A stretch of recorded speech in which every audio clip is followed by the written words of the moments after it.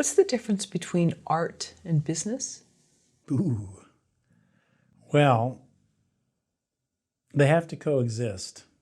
I mean, even Michelangelo probably had to make a deal to paint that ceiling, right? So it was an interesting lesson that I learned very early on. That's a great question. I love that.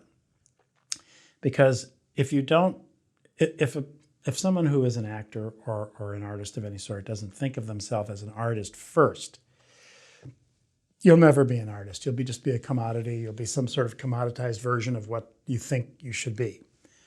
But business is business. And I fell under the wing of a brilliant, brilliant theater director named Michael Laskin, who ran the Guthrie Theater in Minneapolis and Stratford in Canada, and he directed John Gielgud in the West End. I mean, he was a genius guy, and I was very lucky to fall under his tutelage for a while. And I looked up to him immensely as this great artist, which he was, an incredible artist. He's helped set a standard for me that I've never forgotten. But one time he and I were talking, and I don't want to overblow my relationship to him, but we were, he was very kind to me and very, he mentored me in interesting small ways. I got to know his whole family. But he was talking about business, and he said, you owe it to yourself to go for the money. He said, you've earned that by all the work you've put in as an artist. At some point, you'll be offered some money. And you owe it to yourself to take that money because you've earned that money. And that kind of blew my mind. I thought it was really an interest. I didn't think he thought that way. I thought he lived up on a pedestal somewhere. And he didn't. I mean, he was a brilliant director, but also knew his business. And I think the difference is understanding that each has a place. And I mean, what I don't see enough of is people who want to be artists because it's not really a rewardable virtue in a way. You're really encouraged to be a commodity more than an artist, and so then you have a sell-by date. When you're just a commodity, you have a sell-by date. You can be an artist for your whole life. It's not easy. It's horribly difficult and challenging, but I think that's the difference. But you do have to have a sense of what the business is and what, not the business, but business itself, and understanding that. I understood that, I think, because of how I was raised and my parents and everything. I always had a very good sense of that. And so that wasn't a lesson I really had to learn, but the hard part was try to be an artist. That's the hard part. The business part was easy for me. It always was. But to try to be an artist and to fail at being an artist much of the time is the hard part, is the challenge. I did a one-person play about 6 years ago, which was the hardest thing I ever did. My wife said, why are you doing this? You're driving yourself crazy. It was an hour and a half of me talking. And he was also like a 90-year-old Holocaust survivor. And so it was a whole thing. And it was really challenging. I said, I'm doing it because it's there and it's been put in my world. And to not do it would mean I'm not an artist. And I want to see if I can do that. That's a really big mountain to climb for me. I'd never done that. I mean, it was so challenging. And it ended up being great. I was very happy with the results, but it took some time and it took a lot of effort. But it was, oh yeah, I can do that. Yes, I have that within me. And I think we have to do that from time to time. One of my good friends, she's a wonderful actress herself, a little older than me, but has had a great career. And she said, I can't believe you did that. First of all, I can't believe you did it, number one. Number two, I can't believe you did it in front of your students. You let your students see it. I said, what are you talking about? She said, well, what if you were bad? And they saw their teacher being bad. I said, that never occurred to me that I would be bad. It just didn't occur to me. No, I'm not going to be bad. I'm going to be great. That's the whole point. But so she was coming from a fear-based thing, like, oh, you shouldn't do this in front of your students because they look up to you, and if you are mediocre or you're not good, I said, if that thought entered my mind, I wouldn't have gotten out of bed in the morning. So to be an artist is the highest thing you can do, but you do have to. And I ended up producing that, so I was the businessman too. Yeah. Would you say auditions, callbacks, rehearsals, and performances are the art of acting? They're building blocks. The art of acting is in performance, I think. I mean, I had the play that I just referenced. I had one night. It was always good, but I had one night where it was like, and two people who were involved with the production came back and said, "What happened?" I said, "I don't know. It was magic. It was magic." And I touched it for a second, and I never quite got that again in that performance. I did. It was great, but it wasn't that. And so that's the thing that keeps you. It's like people who play golf. I used to play golf. I'm a recovering golfer. But if you hit one great shot in a round, they're like, "Whoa, what an incredible shot." It brings you back. I got to play again. I got to play again. I got to do it again. And I think acting is that way. When you're always as good as the best thing you ever did. So I tell that to people when you're in a down place and you're not doing well and you're not feeling good about your work. What was the best thing you ever did? Think about that. You're still that good. You just haven't accessed it right now. For whatever reason. Lots of reasons. Life gets in the way, whatever. But you're always that good. And that's the thing you have to hold on to because it just tears you apart. It's heartbreaking for a lot of people. Well, if something is too easy, though, then we lose interest. Exactly. As well, so. Exactly. There are people who have the gift and don't know they have the gift and don't really appreciate how, that they have this gift and don't nourish the gift.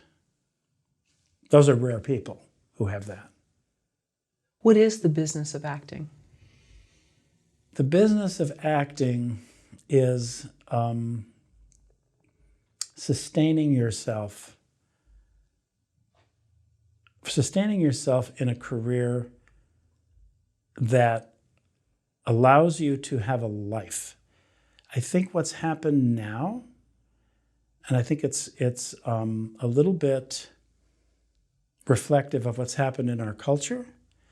In our culture, we now have a lot of very rich people and we have a lot of very poor people, and the middle class has been a little bit changed. I think the same thing is true in the acting profession. You got a lot of people making a lot of money, and you got a lot of people not making any money. And there used to be, and I was one of them, kind of a middle class or upper middle class actor where you could make a certain amount of money every year, whether you were doing guest star roles, 2-3 weeks on a movie, have a voiceover campaign.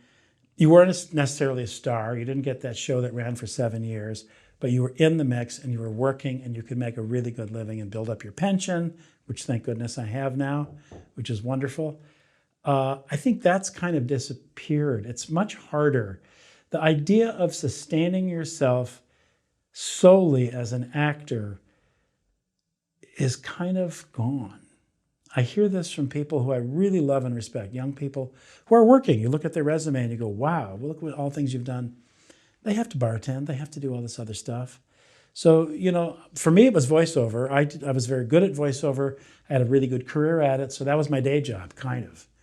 And it was great. And because it allowed, there were times when I made enough money doing that when I would say, I don't want to do that audition the stupid show. I don't want to be on it. Again, I'm a snob sometimes. And because I have a little FU money, so because I'm making money doing that. So, that was what we now call a side gig, but it was really like a main part of my career for a long time, and it allowed me to be selective. So the business of it is tricky. It's really tricky, and I think being able to sustain yourself solely by doing it is really a challenge, much more so than it used to be. What does an actor need to know right now about the business of acting? It depends. Another great question. It depends on the stage that they're in. Like when you have people who are graduating from their BFA program at USC or UCLA or Carnegie or NYU, one of those places, they don't really they're starting to a little bit kind of teach about the business of acting. But I don't think academia really sees that as their job. in general. They're doing more of it now than they used to. They used to do none of it. And when I taught at USC for a while, and I taught a class about the actor's reel, because your reel is like your business card.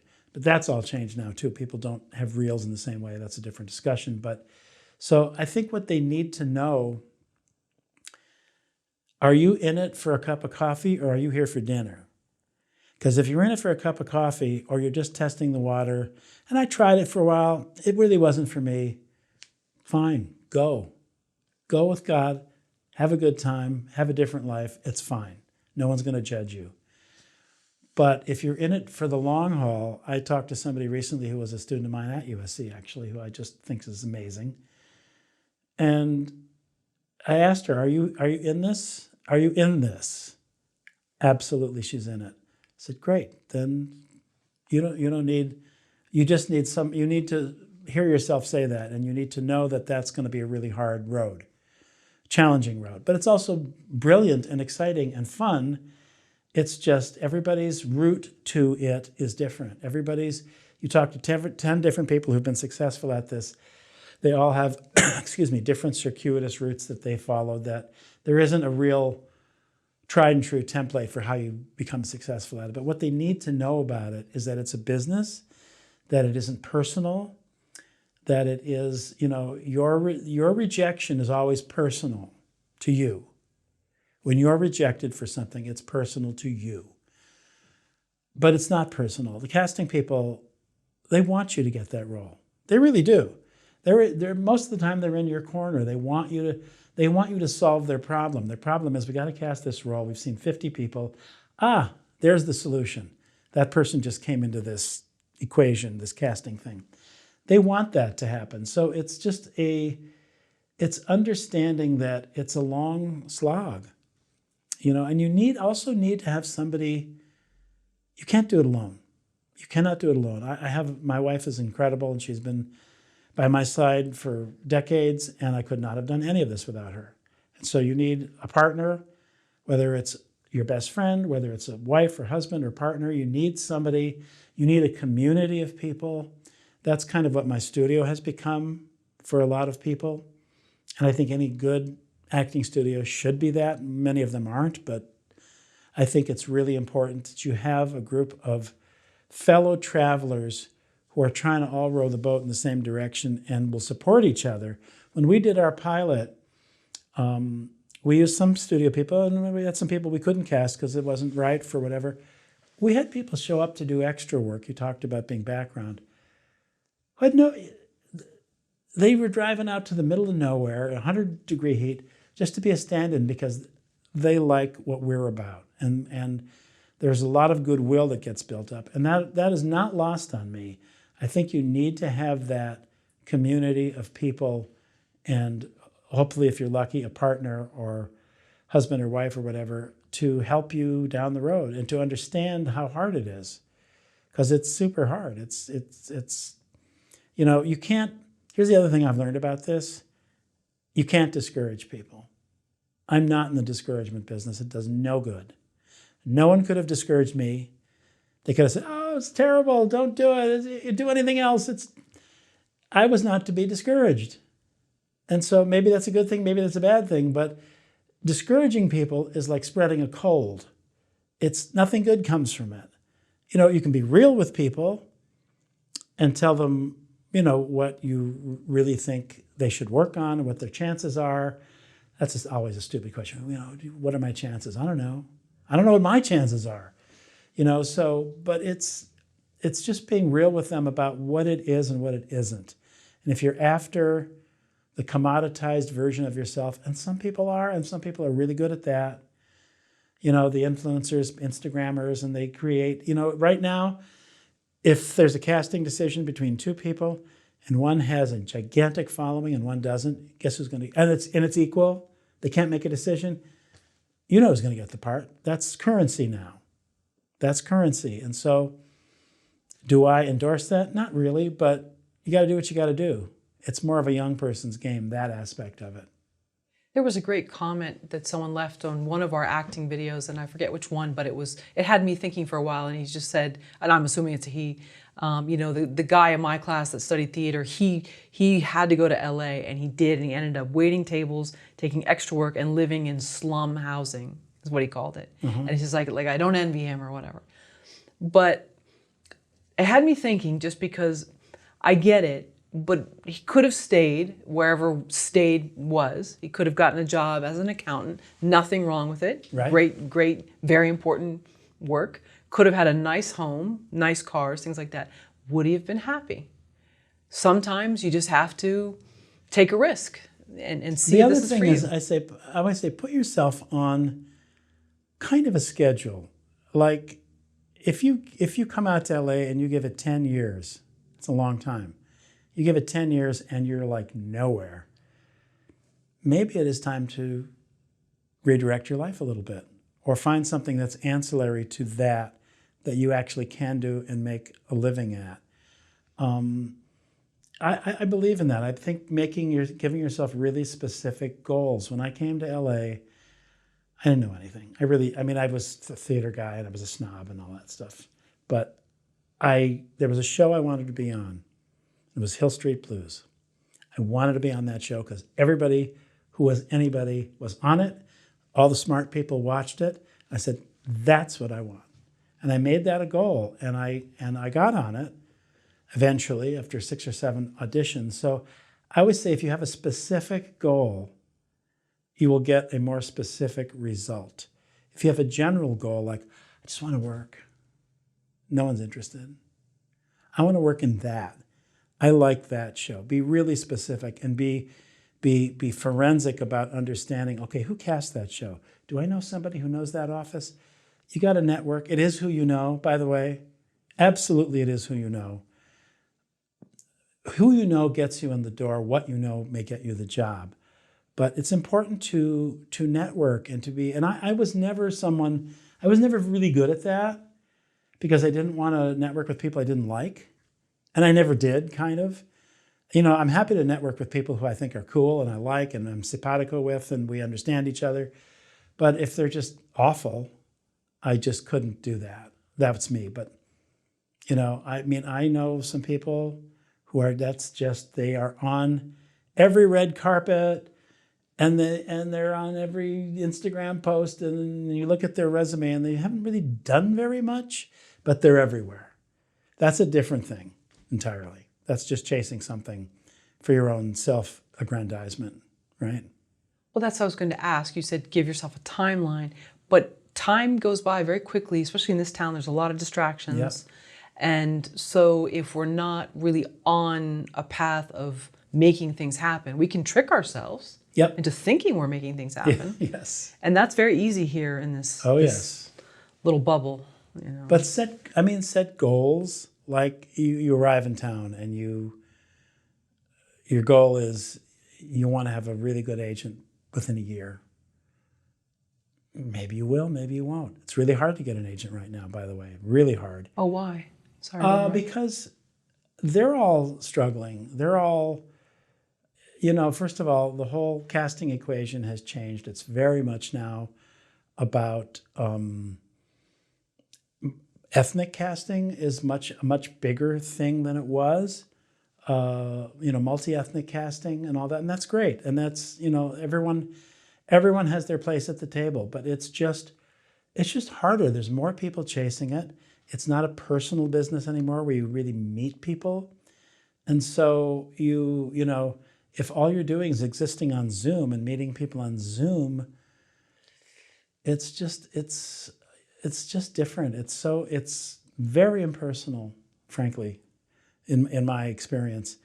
It's different for me because I've been here so long and I know a bunch of people, and I know, I had somebody yesterday who wants some help trying to get an agent or a manager, and I said, I'll do what and she's quite brilliant. And I said, I'll do what I can. Most of the time it's a no, but I do know some people who are really top at that.